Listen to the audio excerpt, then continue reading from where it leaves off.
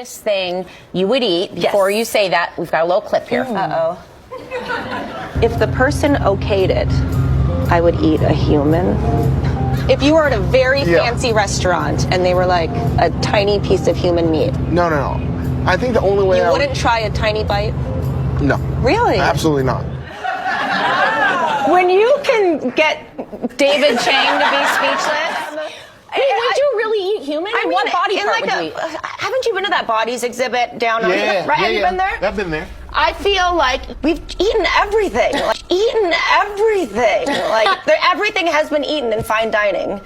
What's one thing that hasn't been served? But what body human. part would you eat? Like, I feel like I'd eat some, like I would give you, probably if the I belly. were to pass away naturally, I would give you a piece of my arm. Hey, you know what they say? Tastes just like chicken. Stop it. Get some help. And let me tell you something. I've been around millionaires in my life since a young child. I've just been around them. My family has just known people who were very wealthy and well off. And to be honest, when you get a taste of that $1 million, your first $1 million, it feels like a hit. It feels like you on drugs. It feels like it. That first hit, it's a whole new world, quite literally. A whole new plane of existence where you don't have specific worries anymore. Whatever financial worries you had, like you couldn't afford to get your car done, whatever, get the house fixed, you will never have to worry about that. And it changes your psyche on demand. You know what I mean? Being rich and having top shelf service, 5-star service, is you never want to go back to standard living again. Working a 9 to 5 and saving accounts. You don't have to save for a rainy day. It ain't raining where you staying. You feel what I'm saying? You unless you are a very, very grounded individual, you can make it. You can be humble and be wealthy because chances are you really do know what to do with your wealth. And you know how to be extend that money to others. But if you hoard it and you become obsessive, especially because when you ain't never really had that kind of money before, or you want to outdo like someone else, like a family member who was wealthy already in your family. Unfortunately, having a lot of money sometimes, in a lot of people's cases, it makes you feel like you're untouchable. Like, I don't have to deal with you. Just pay to do this and this and that. It's like they feel like they have superpowers because they have money. And low-key, they're not wrong, because with money in this world, at least in America, you can do quite literally whatever you want. And and I don't know why we take it seriously as humans, because at any point we can just say, you know what, money means nothing to us anymore. Now our currency is cupcake. And do you know what they would do? Because they got to stay rich and keep this high going, they would start a war. Because like I told you earlier, they are willing to do whatever it takes. They're willing to even eliminate their own family. Do whatever to stay. And if they are unaliving people, they're causing casualties on purpose for their own wealth. Man, you gotta be it. It's people like them. I'm fully convinced. You want to know why psychology is even... I'm going to be honest. It's not because they were studying people and saying, oh, I wonder what's wrong with them. It's because millionaires were complaining. There were these specific groups of people who had privileged networks or some kind of money that said, hey, figure out what's wrong with us. And that's how it all started with psychology, was studying them, getting them some kind of relief. And then it was found in other people, but they don't really about people, standard people who have to work a job. They don't care. They just want their next hit. And technically, we are the workers and suppliers. Because without us, they wouldn't have their fix in accumulating and hoarding wealth and doing disgusting things. I found out McDonald's has contracts with like hospitals. Wait, what? Yeah. For what? No, it's like, I don't know. That's why I don't know. But McDonald's has contracts with hospitals, and I'm like, yo, there's been stories where a mom finds like a tooth in the McDonald's Happy Meal burger and shit like that. So like connecting to the KFC, we are chicken. Is it trying to say that like, oh, they're feeding, we're the mystery meat? Like, are we the mystery meat? Wait, they're putting like human flesh? Yeah, into because food? there's only 100,000 cemeteries in America, right? Yeah. But there's so many deaths. So where are the bodies going? And this guy literally had to delete his video because the graveyard CEOs were like, nah, this can get you fired. Yeah. That's real like tinfoil though. Like, you do your research. There's something called Soylent Green. I can't even get into that because even the listening to said she couldn't explain it. But go look at that So movie. you think in the chicken nuggets, because it's just like the pink slime and stuff. Yeah, like they what? put let's say 99% chicken, and then they put like 1% like human. Yeah, I don't know though. But that's like the theory. What I'm about to tell you will probably get taken down. Maybe even my page. So I'm going to have to speak in code, and I pray you follow me. Have you ever noticed the high demand for blood? There's a lot. It's needed. But I bet you didn't know that when this happens, that pretty much when you get embalmed, they drain all the blood out of you. Some knew that. I mean, it's kind of common knowledge. They put embalming fluid in. I found out that the funeral home that we helped take down in Austin was not disposing of the blood that was coming out of the body. They was selling it. I've also found out that funeral homes in Minnesota, Brooklyn, New York, and a couple other states have been doing the same thing.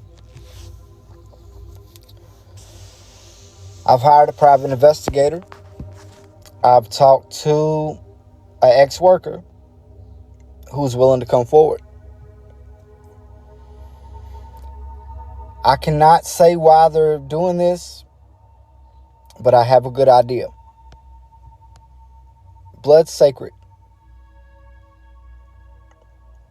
I know I'm pausing because I have to choose my words carefully. Anywhere that takes blood or plasma or about anything else is connected to this. I know it sounds nuts. Hospitals, we're finding all kind of crooked stuff. For some reason, blood is very important right now. But who would want blood?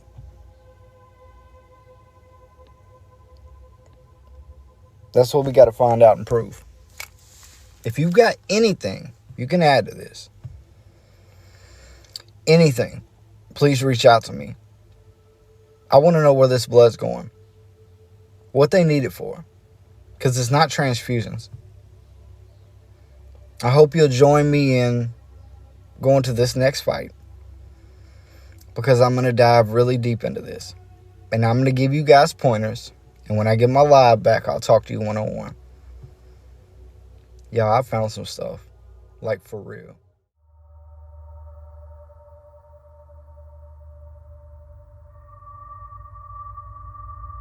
The top 13 families and the Mormon leadership. Rather than focusing on an individual family this time, we will discuss the 13 top families as a whole. Lord willing, we will return to individual family articles in the future. This article is divided into two parts. The first part addresses specific individuals connected to these families. The second part explores the secret inner workings of the Satanic religion practiced by the 13 top Illuminati families. One of the key strategies employed by the Illuminati is fostering apathy among people, discouraging resistance to their wickedness. A letter from a former Mormon expresses this concept eloquently. There are many reasons why these people, Mormons, will not come forward, even though they are aware of the corruption within the Mormon Church. One is their belief in Mormon scripture, which they associate with the church itself. The leadership has usurped power and authority over this scripture, leading church members to believe that God expects them to support their misguided leaders. This mirrors the rationalizations made by many Americans regarding our government, Although they recognize the corruption, they rationalize that it is unpatriotic to criticize the government or ungrateful to complain when they enjoy superficial prosperity. This observation is particularly striking because it highlights the similar responses of the general populace to both Mormon leadership and American government leadership. As we will discuss, the top leadership in both groups is connected through familial ties and ultimately under the control of the top 13 Illuminati families. The Mormon leaders and the 13th top Illuminati bloodline, Ezra Taft Benson, a former president of the Mormon Church and considered a prophet by its followers, was a supporter of the John Birch Society. Those unfamiliar with the inner workings of both the Mormon Church and the John Birch Society may struggle to recognize their connection to the Illuminati. My exposés on these organizations are grounded in extensive evidence. Both were initiated and remain controlled by the Illuminati. The Mormon Church has long prophesied that it would defend the U.S. Constitution in the last days. This belief is being leveraged by individuals like Bo Gritz, who incorporates terminology from Mormon prophecy into his rhetoric. The John Birch Society, meanwhile, serves as a controlled opposition within the framework of the Hegelian dialectic of the Cold War. Although it claims to defend the public against the New World Order, it is a facade. In my book, Be Wise as Serpents, I presented genealogical evidence connecting Mormon leadership to the 13th top Illuminati family, often referred to as the holy bloodline of what is purported to be Jesus' lineage. I also highlighted numerous other connections between Mormon leaders and elite Illuminati bloodlines. Ezra Taft Benson's genealogy is a key link in the Illuminati's intricate web. He is a descendant of Alphonso Taft, who co-founded the Order of Skull and Bones along with William H. Russell, a member of the Russell family, one of the top 13 families. Skull and Bones, also legally known as the Russell Trust, has played a significant role in advancing Illuminati agendas. Notably, George H.W. Bush was a member of Skull and Bones and is also connected to the 13th Illuminati family through ties to British royalty and the Merovingians. President William Jefferson Blythe Clinton, who defeated George H.W. Bush in a presidential race, also descends from the Russell family. President Clinton and Illuminati connections. The Russell family has a long history within the Illuminati, playing pivotal roles in founding organizations such as Skull and Bones, the Pilgrim Society, the Watchtower Bible and Tract Society, and the Masonic Daughters of Isabella. Archibald D. Russell, a Scottish Mason, established numerous other groups. Scotland itself has been a significant center for Illuminati activities, as evidenced by families like the Eccles, wealthy Mormon Illuminati descendants who emigrated from Scotland. The Russell family was also heavily involved in the opium trade during the early 1800s and in the origins of Mormonism. One of their business partners, Warren Delano Jr., oversaw Russell and Company operations in Canton, China. Delano was the grandfather of President Franklin D. Roosevelt. Notably, the Russell and Company logo featured a skull and bones emblem. The Taft and Harriman families, both closely related to the Skull and Bones Order, have deep connections to the Illuminati. Averell Harriman, CEO of George Bush's father's company, and his wife Pamela Harriman, played critical roles in President Clinton's political career. Pamela Harriman raised substantial funds for the Democratic Party and helped Clinton recover politically after losing his race for governor, appointing him chairman of her Political Action Committee, PAM-PAC. Interestingly, when Bill Clinton was a high school student, he shook hands with President John F. Kennedy at an event. The master of ceremonies at that event was Winthrop Rockefeller, a member of another top Illuminati family and governor of Arkansas at the time. In recent film clips of this event, the establishment media intentionally edited out Winthrop Rockefeller from the scenes showing Bill Clinton with John F. Kennedy. Why do you think they did that? The Astor family, one of the top 13 Illuminati families, was deeply involved in the creation of the Rhodes Scholarship. Bill Clinton, a Rhodes Scholar, looked up to Professor Carroll Quigley, the archivist of the Council on Foreign Relations, CFR, as a mentor. This Quigley-Clinton connection further illuminates Clinton's ties to the Illuminati. Quigley misled people by promoting the idea that the elite were merely Anglophiles aspiring for British global dominance. While the elite do favor English as a universal language, their true allegiance is not to Britain, but to Satan. Clinton has often been compared to John F. Kennedy and Franklin D. Roosevelt. Perhaps in a darker sense, these comparisons are fitting. Let's review some points that stood out as significant red flags regarding Bill Clinton. The Al Gore connection and witchcraft allegations. Several former witches, now Christians, have identified Clinton's running mate, Al Gore, as a practicing witch. Gore's book promotes themes associated with witchcraft, including worship of Mother Gaia. Al Gore has worked closely with numerous Illuminati affiliates for years. Al Gore was a close friend of Armand Hammer, an Illuminati courier who frequently traveled between Moscow and America and owned homes in both countries. Hammer financially supported both Al Gore Jr. and his father, Al Gore Sr. The New Covenant Declaration.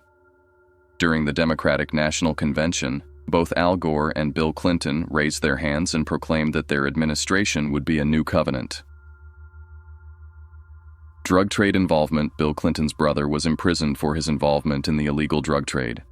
Clinton himself, as governor of Arkansas, was implicated in facilitating the drug trade. Readers familiar with this newsletter will recall that the top Illuminati families are heavily involved in global drug trafficking. Symbolism and rituals in Clinton's campaign. Bill Clinton's chief campaign advisor, James Carville, was photographed in People magazine wearing a pentagram in the middle of his forehead. Clinton scheduled his first press conference as president-elect on an astrologically significant full moon day. During his inaugural address, Clinton said, "This ceremony is held in the depth of winter, but by the words we speak and the faces we show the world, we force the spring." He repeated the phrase, "We force the spring," later in the speech. This phrase, "force the spring," is highly unusual.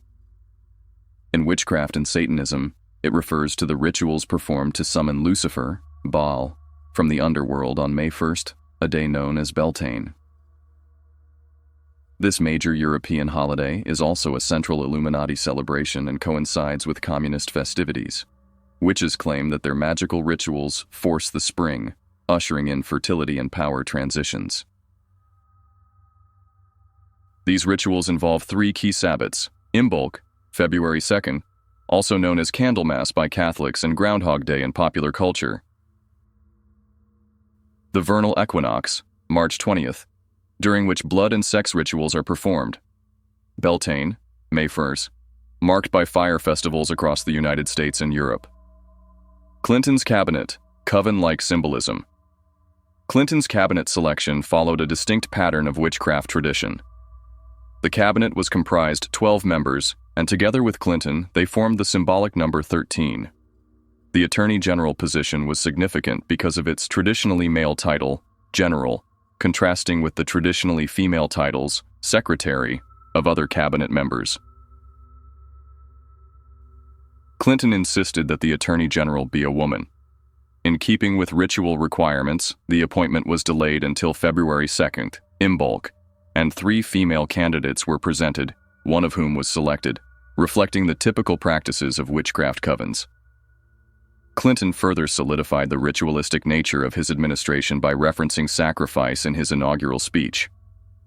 On the 666th word of his address, he declared, "It will not be easy, it will require sacrifice, but it can be done and done fairly, not choosing sacrifice for its own sake, but for our own sake." At the end of his speech, Clinton made a hand gesture associated with Satanists. Media outlets like Newsweek proclaimed Clinton as the New Age president shortly after his inauguration. The connections between Clinton, his cabinet, and the Illuminati are too numerous to dismiss. From ritual symbolism to ties with known Illuminati affiliates, Clinton's presidency raises significant questions about the forces guiding global leadership. The Council on Foreign Relations and Illuminati Connections. The Council on Foreign Relations, CFR, represents a higher tier of the visible arm of the Illuminati. In January 1993, it was explained that the CFR corresponds to the fourth degree of the Bavarian Illuminati. Many members of these organizations remain unaware of the full satanic implications of their involvement. A review of the Bavarian Illuminati's hierarchy reveals that the process of corruption was gradual. Members of the lower levels were often oblivious to the deeper agendas, though some may have suspected what they were a part of. The foundation of the lower levels was built on loyalty to their superiors, rooted in the belief that they belonged to an elite organization. Now, let's examine Clinton and his cabinet. President Bill Clinton, a member of the CFR, Trilateral Commission, TC, and Bilderberger Group. Clinton also participated in various Illuminati front organizations, including the Democratic Leadership Council, DLC. He was a Rhodes Scholar, and his wife, Hillary Clinton, is known to practice shamanism and witchcraft. Treasury Secretary Lloyd Benson, a former CFR member and Bilderberger participant, Benson was linked to the savings and loan scandal and served as a henchman for the Illuminati. Secretary of Health and Human Services Donna Shalala, a member of the CFR and TC, Shalala was a close friend of Hillary Clinton. Secretary of Defense Les Aspin. Aspin was affiliated with the CFR and chose Morton Halperin, a pro-communist Jew, as his top assistant. Halperin, a former director of the ACLU, had worked closely with Henry Kissinger at the National Security Council. Secretary of State Warren Christopher, another prominent CFR member, Secretary of the Interior, Bruce Babbitt. Babbitt was involved in several activities supporting the elite and was a CFR member. Secretary of Labor, Robert Reich. Reich, a Zionist Jew, was one of many appointees of Jewish descent in Clinton's administration. Over half of Clinton's major appointees were Zionist Jews, despite Jews comprising only about 2% of the U.S. population. Attorney General Janet Reno. Reno, infamous for her role in the Waco, Texas massacre, was reportedly involved with the Anti-Defamation League, a Jewish Illuminati-aligned organization. She was intolerant of Christians who identified as the true Jews, which Waco residents claimed to be. Secretary of Housing and Urban Development, Henry Cisneros, another CFR member. Secretary of Education, Richard W. Riley. Riley was a participant in Renaissance Weekend, a gathering of influential elites. The connections between homosexuality, occultism, and the Illuminati are worth noting.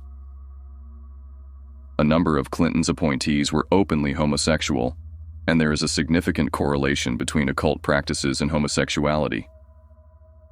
Historically, some of the most vehemently anti-Christian figures were Satanists with Jewish backgrounds. Inauguration Week rituals. During Clinton's inauguration week, witches, homosexuals, and homosexual witches were invited to the White House to perform rituals and participate in various celebrations. These individuals, known publicly for their affiliations, were honored by the president and his administration. What is the spiritual significance of the Clintons? To understand the spiritual significance of the Clintons, we must consider the recurring battle between the forces of God and Satan. Whenever YHVH God raised prophets, like Elijah, to restore morality, Satan responded with the Jezebel spirit. This spirit is always accompanied by the Ahab spirit, and Hillary and Bill Clinton embody these roles perfectly. Historically, Jezebel was the daughter of King Ethbal of Tyre and a high priestess of Baal, an ancient form of Satanism. She commanded 450 prophets of Baal and 400 prophets of the groves, while orchestrating the deaths of God's true ministers. Her husband, King Ahab, used his political authority to further her dark agenda. Today, we are witnessing history repeat itself, as the Clintons appear to mirror this dynamic. Part 2. Sealing Rituals and Illuminati Practices. In the next section, we will explore the significance of sealing rituals. This discussion will help Christians understand the role of a keeper of seals and the deeper connections between Mormonism and Satanism, which align more closely than Mormonism does with Christianity. Recognizing authentic ex-Satanists and the role of sealing rituals. This article aims to provide a written guide to help Christians discern whether someone who claims to be an ex-Satanist is genuine. While some Christians may prefer not to delve into the enemy's practices, this information is for those who wish to understand. There are individuals emerging from Satanism whose testimonies are often doubted by Christians, leaving them without a reference point to evaluate legitimacy. Although the Spirit of God is an excellent revealer of truth, even the most devout Christians can sometimes fail to discern fully and could benefit from an objective written explanation. Descriptions of sealing rituals within the Satanic hierarchy closely align with the sealing rituals practiced in Mormonism. For those interested in exploring the connections between Mormonism and witchcraft, I recommend the scholarly book Early Mormonism and the Magic Worldview by D. Michael Quinn. Quinn, a Mormon scholar, conclusively demonstrates that early Mormonism was rooted in magic and witchcraft. He argues that such practices were common in the early 1800s, though whether their prevalence justifies them is debatable. Another excellent resource is Mormonism, Temple of Doom by Bill Schnoebelen, which highlights the striking similarities between Mormon temple ceremonies, Masonic rituals, and witchcraft practices. Schnoebelen effectively illustrates how these ceremonies mirror each other with only minor variations. The concept of sealing in Satanism and Mormonism. In Satanism, sealing is a fundamental practice. It involves a symbolic and spiritual binding, and while the term sealing is not frequently discussed in many books about Satanism, it is a crucial element within the occult hierarchy. Interestingly, the concept resurfaces in Mormonism, particularly in the context of temple marriages. Mormon men and women are sealed to one another in these ceremonies, a practice that contradicts the teachings of Luke chapter 20, verse 35. In early Mormon history, sealing extended to multiple spouses. This bears similarities to the practice of hand fasting in witchcraft and marriage sealing in Satanism. Joseph Smith, the founder of Mormonism, came from a family deeply involved in witchcraft. Their household was adorned with various seals used in magical rituals. For example, an 1830 book titled Demonology and Witchcraft by Walter Scott describes how seer stones were anointed with oil and sealed with sacred characters. Joseph Smith himself performed magical rituals, including a sealing ceremony in 1837 for James Conn Brewster. Smith also owned a cane with a serpent design at the top and astrological seals below, reminiscent of magical staffs or canes used in Satanism. His family athame, a ritual knife, bore the seal of Mars and was used for drawing magical circles. In 1835, Smith conducted a ritual recorded by Oliver Cowdery, in which he conjured a spirit messenger using 2 seals of the earth. These practices were consistent with occult guidebooks of the time, such as the Book of Knowledge and Barrett's Magus. The role of sealing in the Book of Mormon. The Book of Mormon frequently references the term sealed. For instance, 2 Nephi chapter 26 states, "Their voice shall be as one that hath a familiar spirit. They shall write the things which shall be done among them, and they shall be written and sealed up in a book." Mormon scholar D. Michael Quinn highlights that the Book of Mormon uses the term sealed far more frequently than the Bible does, emphasizing its spiritual and magical connotations. The concept of sealing in Mormonism is not merely metaphorical.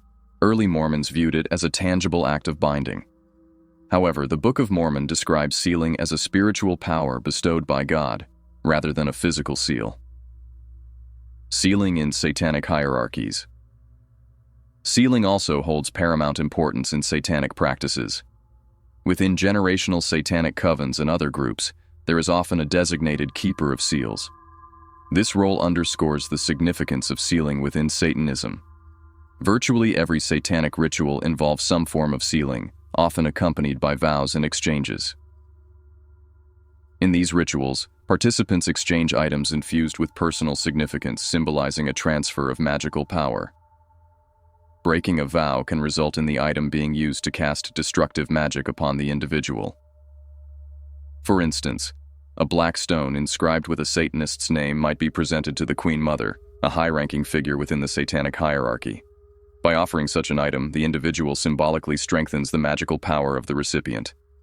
In conclusion, the concept of sealing, whether in Satanism, Mormonism, or other occult practices, represents a profound spiritual binding.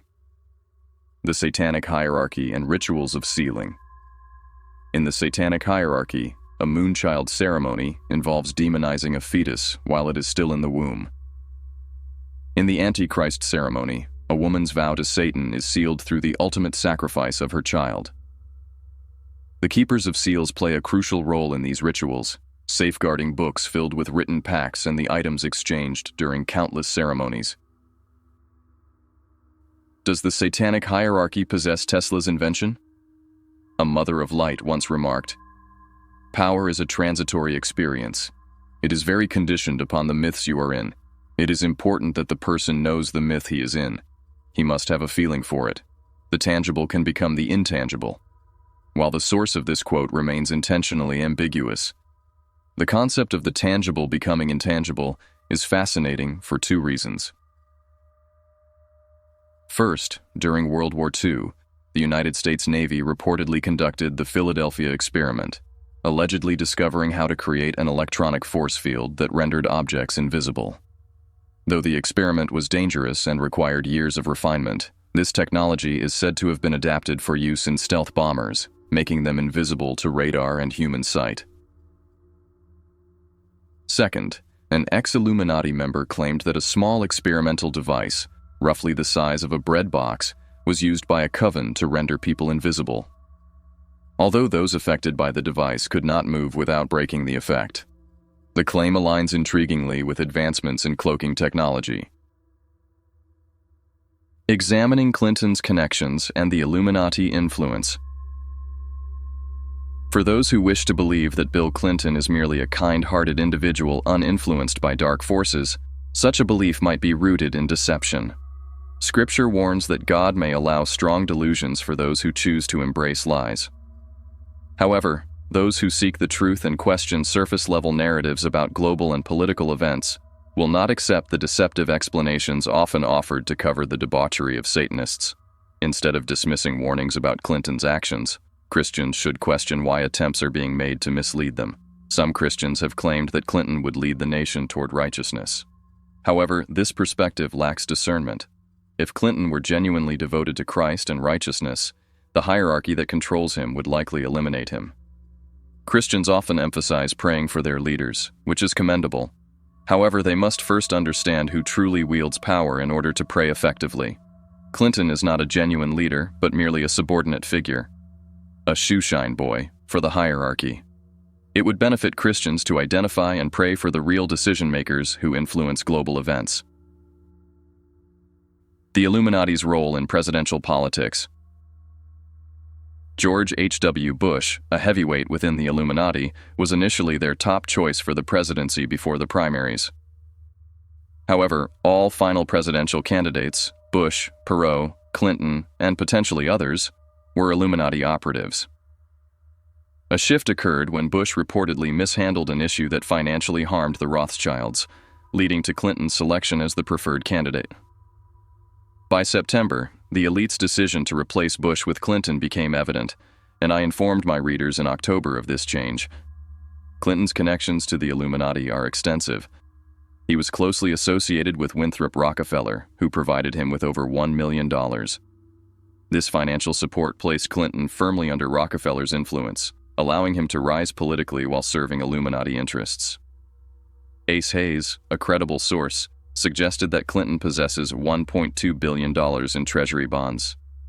If true, this would explain Clinton's eagerness to enforce tax collection, benefiting the elite he serves. Deciphering Clinton's satanic symbolism. At Clinton's inauguration, he allegedly made a satanic hand signal, a gesture captured in photographs that were not ready for inclusion at the time of this article's completion. Texie Mars, however, has already published a photograph documenting Clinton's alleged signaling. Christians must exercise spiritual discernment to understand Clinton's true nature and the agenda he represents. Blind acceptance of surface-level narratives only enables the continuation of deception and manipulation. Clinton's promises versus actions. Before becoming president, Bill Clinton gave a speech in which he claimed that insiders would have no place in his administration. However, his appointments have consistently contradicted this statement, as all have been insiders. This is just one of many examples that demonstrate how Clinton's words are crafted to appeal to the American people rather than reflect any genuine intent. The nickname Slick Willie is fitting, as Clinton displays neither integrity nor honesty. Sadly, even within churches, there are those who want to believe in Clinton. This desire is disheartening because, as Scripture warns, God will send a strong delusion to those who insist on believing lies. Federico Peña and the Denver Airport controversy. Federico Peña, Clinton's Secretary of Transportation, is another controversial figure. His track record in Denver raises serious concerns. Against all logic, Peña pushed forward the Denver International Airport project, a decision that has been criticized as benefiting the wealthy at the expense of the public. John Coleman's WIR newsletter highlights how Peña's projects, including the airport, are little more than extravagant white elephants serving special interests rather than addressing public needs. Clinton's Jesuit Connections and Mentorship by Carol Quigley. It is worth noting that Clinton has ties to the Jesuits, and Carol Quigley, a proponent of the New World Order, served as his mentor. Quigley, like H.G. Wells, was an intellectual who believed that the West should lead the world into a New World Order. To better understand this ideology, readers might explore H.G. Wells's books The New World Order, 1940, and The Open Conspiracy, 1928, as well as Manly P. Hall's Facing the Future and Oswald Spengler's The Hour of Decision. Another insightful work is Lionel Curtis's World Order, 1939, particularly its final chapters, which discuss the concept of a world commonwealth of states, the hidden agenda of the New World Order. While the intellectuals behind these movements speak of a political and economic transformation, a deeper, more insidious agenda exists. Manly P. Hall, a member of Lucy's Trust and the Scottish Rite Freemasons, hinted at this in his writings.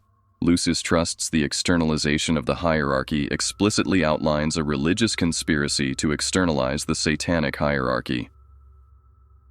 The book states that Lucifer will rule the world on the earthly plane, while the Lord of the world, referred to as Sanat, will preside spiritually. Christians recognize this so-called Lord of the world as none other than Satan himself. Greed and material wealth are the driving forces behind those inspired by Satan to create schemes for a new world order. For these individuals, economics is merely a tool to achieve their ultimate goals. However, as the externalization of the hierarchy reveals repeatedly, the true conspiracy is not economic or political, it is religious. Clinton's role in the agenda. Let's be clear, Clinton is a Satanist, fully aware of the hidden agenda. While books like those by Wells, Hall, and Spengler can be eye-opening for intellectuals, they merely scratch the surface of the truth. The detailed plans for the New World Order originate directly from Satan himself, delivered to his hierarchy and meticulously recorded. The individuals tasked with implementing this New World Order are men like Clinton. Individuals devoid of a moral compass, capable of lying effortlessly and repeatedly. These men are not executing H.G. Wells's vision, they are carrying out Satan's plan. Yet, unbeknownst to Satan, his prideful schemes will ultimately serve the purposes of YHWH God, as divine sovereignty remains unshakable.